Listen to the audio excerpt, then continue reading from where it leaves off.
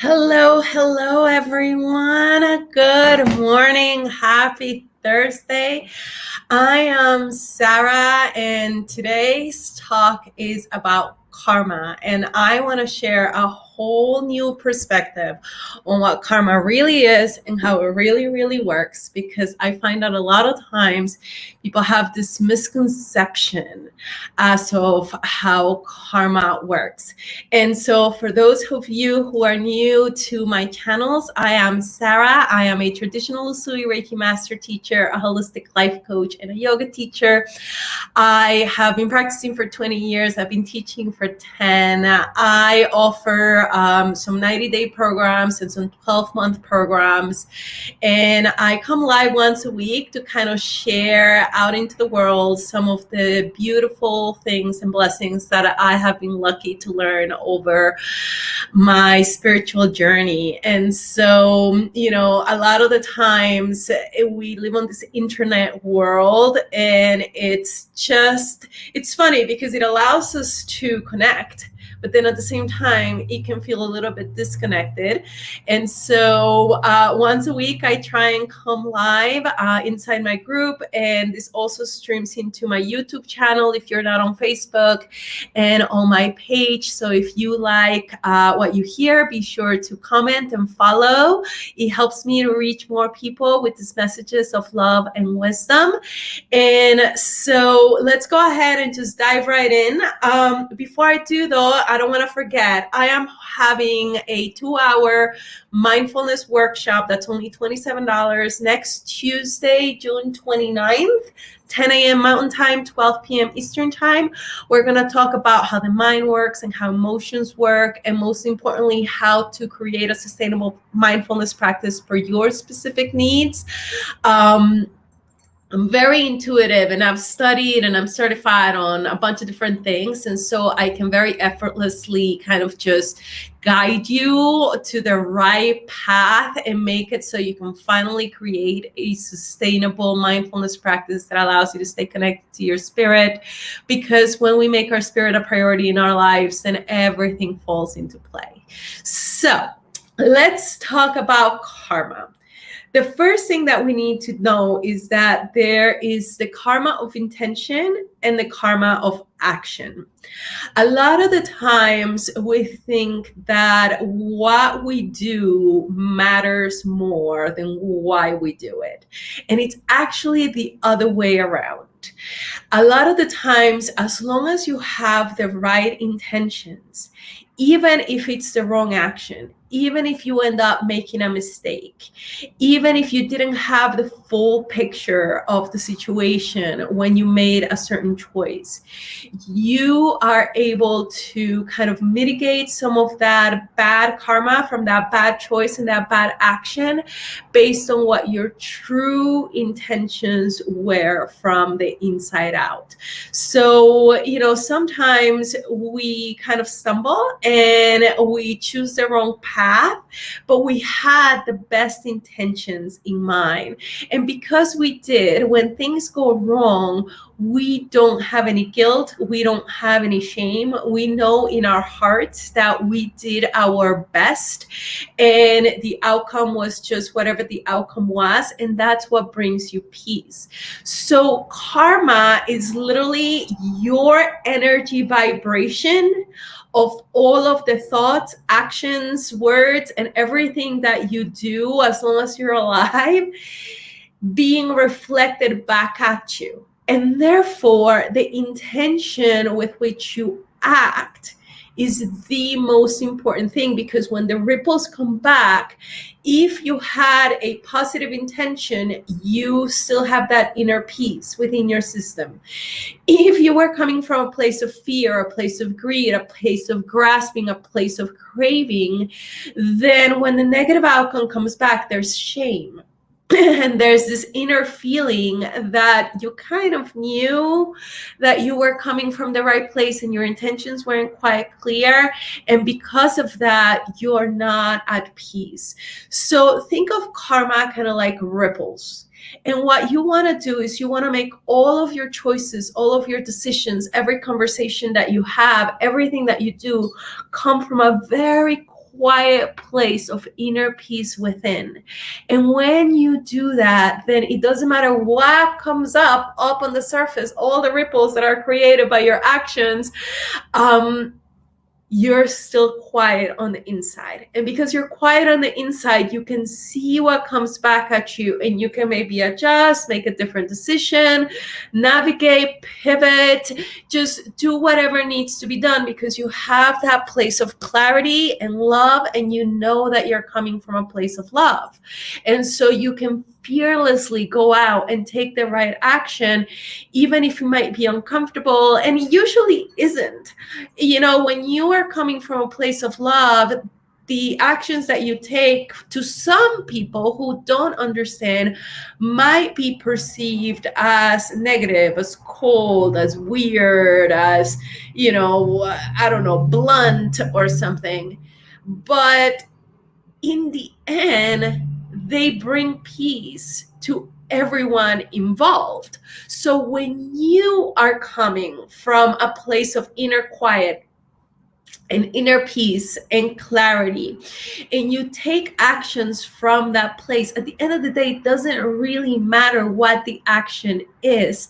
If you're coming from a place of unconditional love and compassion and respect for yourself, and unconditional love and compassion and respect for those around you, then the action will always lead to everyone's spiritual growth. On the outside, the outcome might not be very shiny, but on the inside, it will bring you both inner peace, and it will strengthen your connection to the source that gives us life, which is love and understanding and compassion and patience and a certain calmness. So how you know if you're taking the right action or not is you live in a place of quiet inner peace, and it doesn't matter what comes at you. You don't react, you don't get upset, you don't defend, you don't protect, because deep inside you know that your intention, your original intention, was coming from a place of love. And so in order to stop creating negative karma, we have to be continuously aligned with that inner place of love. And that is, as a student of mine says, it's kind of like riding a bike. It's something that you continuously have to practice again and again, day in and day out. Because what happens is, what works for you at this moment and the action that you take at this moment is the right action for you right now. And then 2 weeks from now, when you evolve and you awaken and you open your eyes and you have a different paradigm of understanding, it's gonna change. And can you then at that point pivot effortlessly like water and take the right action at that time with the information that you have at that time? So a lot of the times we are trying to control and manage the outcome of the things that we do. And one of my favorite passages from some of the books that I've read is from the Yoga Teacher Training, the Bhagavad Gita, that says, and I literally keep it here on my desk, it says, "Work alone is your privilege, never the fruits thereof. Never let the fruits of your actions be your motive, and never cease to work. Work in the name of the Lord, abandoning all selfish desires. This equipoise is called yoga." And if we were able to have all of our actions come from that place of staying deeply grounded and being a channel for the divine to act through us, and we don't get attached to people, places, things, situations, if we're not trying to grasp and achieve a certain outcome, if we are willing to just be humble and continuously reroute and change directions, if we are willing to look deep within at our innermost fears and keep them in check, so that we are always coming from a place of love in everything that we do, that we say, that we create, then that's what brings you that inner peace. Now, once Energy has been created, it can't be destroyed. So just because you might understand that now, and maybe you're lucky enough to be awake enough to have a practice and a daily mindfulness practice, meditation, yoga, something that keeps you connected to your spirit, and you are consciously making your spirituality a priority in your life, and you are consciously journaling and exploring, and you're doing all of that now. But in the past, you kind of weren't doing that. And so because you weren't doing that, you might have made a lot of choices from a place of ignorance, a lack of clarity. And you're dealing with those waves that are still coming back from mistakes that you made in the past and decisions that you made in the past. And that's called delayed karma. Just because you can see clearly now, and just because you are able to take the right action now and have the right perspective now, doesn't mean that you're not dealing with the ripples of the actions that you took when you were asleep and ignorant and in a place of fear and in a place of craving. And there's still kind of like just, you have to wait for the momentum of that energy to slow itself down. So, if in the past you were coming from a place of greed and a place of fear, and you were doing certain things that weren't quite kosher, like, you were a little shady, you still carry that imprint in your energy system.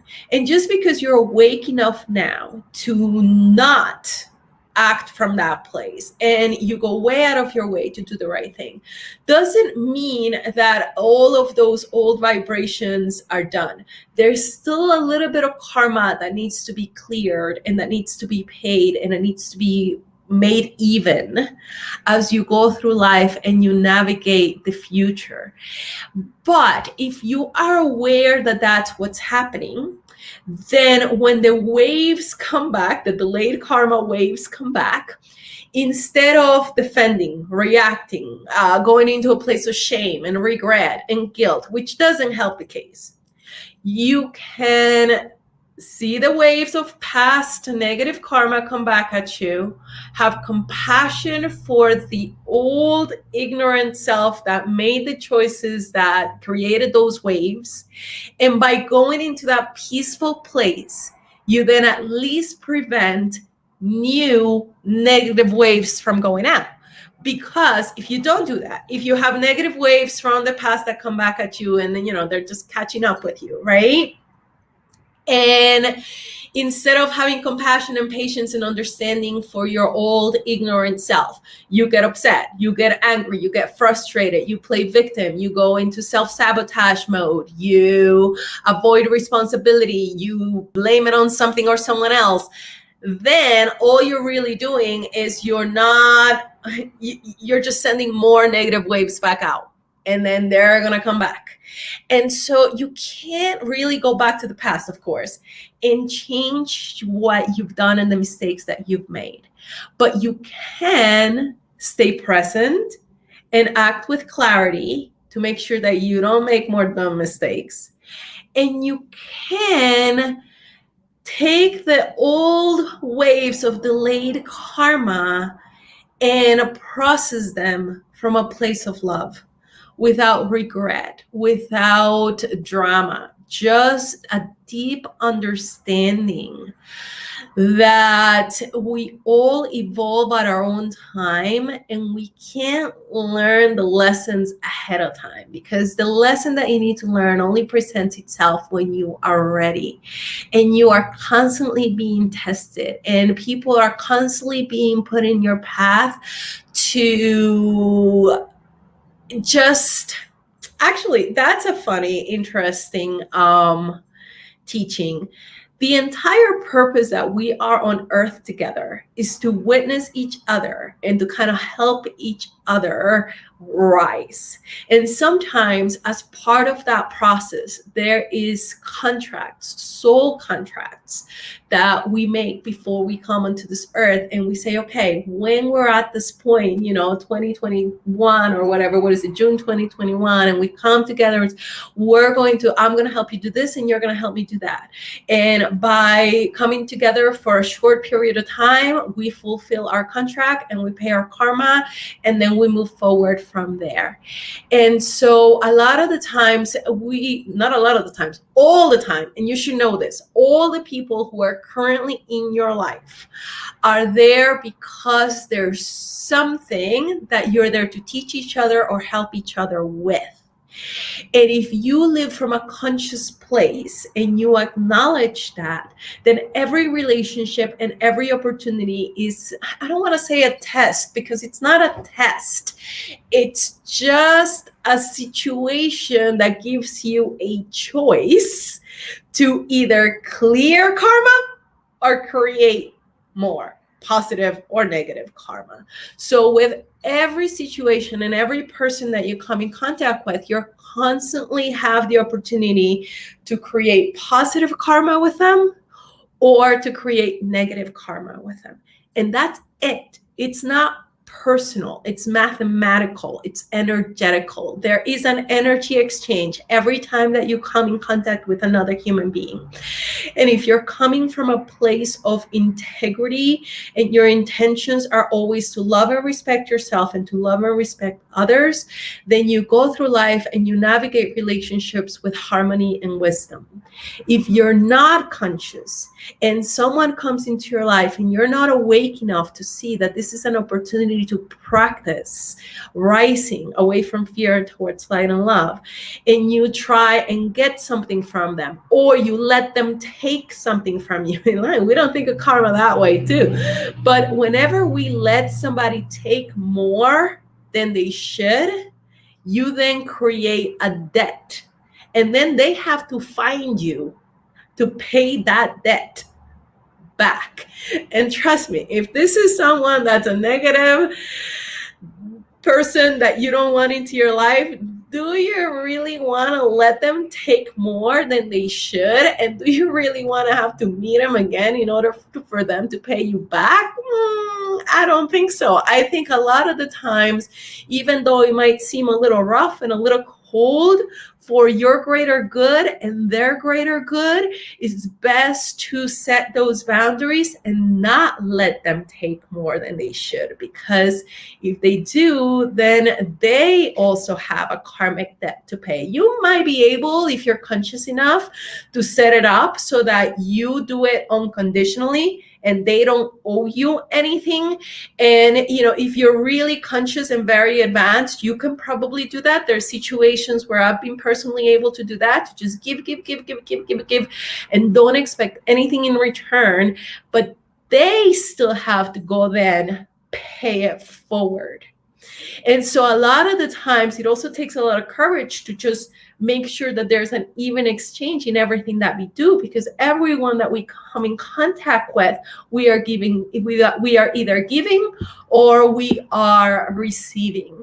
And so that's kind of my message for today in a nutshell. Number one, the most important thing about karma is intention. Number two, there's delayed karma that you're constantly dealing with from when you were asleep and you were not as conscious and you made wrong decisions and mistakes. And the best thing that you can do in order to mitigate some of that is to accept the consequences of whatever action you took in the past from a place of love and compassion and acceptance and patience, as opposed to aversion or rejection or denial. And that we are on this earth to help each other rise. And we often, or not often, but all the people around us are here to help us do that. And we are either giving or we are receiving. And it is important that you give as much as you receive, because if not, one of you is creating a karmic debt that you then either have to come and pay back to each other, or you have to go out out and pay forward. And so when you take all of your actions with complete detachment and you get the ego out of the way, come from a place of love, and allow the universe to kind of just flow through you and act through you, a lot of the times the actions that you take might not be perceived as very nice or friendly, but they will bring inner peace to everyone involved. And when you work through life that way, that's when you become a channel of light at home and at work in everything that you do, because you are kind of literally a warrior of light, and you're willing to do whatever it takes to make sure that you keep your inner peace and everybody around you keeps their inner peace, no matter what people think or expect or perceive. And so that's my message for today. If you find this useful, please comment below, hit replay. If you have any questions, feel free to reach out to me. If you're not in my Facebook group, make sure that you join my Facebook group, Women Awakening Together. I'll put a link here. If you're not watching this inside the group and you're on my page or on YouTube, you can join my Facebook group there.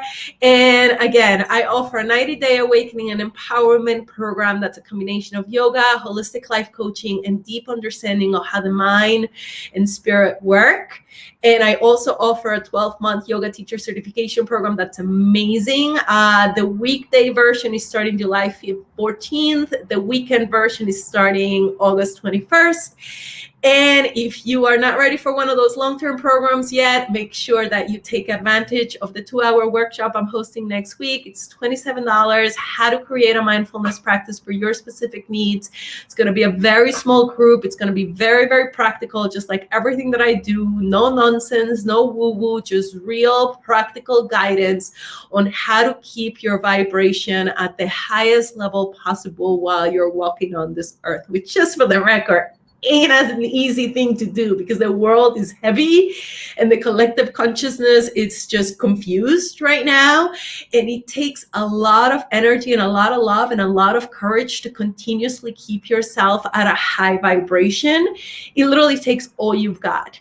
And so that's why I kind of offer what I offer, because I have been blessed to have had a teacher for over 12 years who has helped me transform my life and my energy and heal. And I know how important it is to have a teacher, a community of like-minded individuals that are also on a spiritual path, just like the collective can be collectively dysfunctional. When we get together for the right purpose to hold the right vibration, that's really powerful too. And a mindfulness practice, whatever that is supposed to be for you. And trust me, after 20 years of practice and 10 years of teaching, there is no one size fits all. And you need someone who kind of knows what the hell they're doing to kind of guide you and see you physically, mentally, energetically, spiritually. Take everything to account, like from what your schedule looks like to what kind of like constitution, or your fire constitution, a watery constitution, an air constitution, to like even your background, your ancestral background, what you do for a living, how you were trained, how your mind works. Like, there's so much that goes into creating a mindfulness practice that's right for you. And that's what I'm here to offer next week. So if it's a really precious opportunity to kind of get started in a sustainable way, because your practice needs to be enjoyable and it needs to be the right fit for you. Otherwise, you're wasting a lot of energy and time spinning, doing the wrong thing, wondering why you don't get results. A lot of times students come to me and just one tiny little tweak just said, like, it just opens up the whole world to them. And if you see me, when you see me on Tuesday, if you choose to join that, you will see what I mean. Like, I literally give each student, you will see the questions that I ask, that I take into consideration to come up with a specific practice for you. And you will see how I give every student something a little bit different. And then they come back and they're like, oh my God, you just kind of like solved the puzzle. And it's like, right. It's like a mechanic that that goes and kind of just removes a monkey wrench, and now all of a sudden the car can run properly and effortlessly, because it shouldn't be that difficult to have a regular mindfulness practice. So if you're struggling with consistency and you're struggling with finding time, you just don't have the right perspective, and you probably don't have the right practice, and that's what we're going to fix on Tuesday. So I look forward to seeing you there. Thank you so much for watching. Have a wonderful weekend, everybody. Talk to you soon.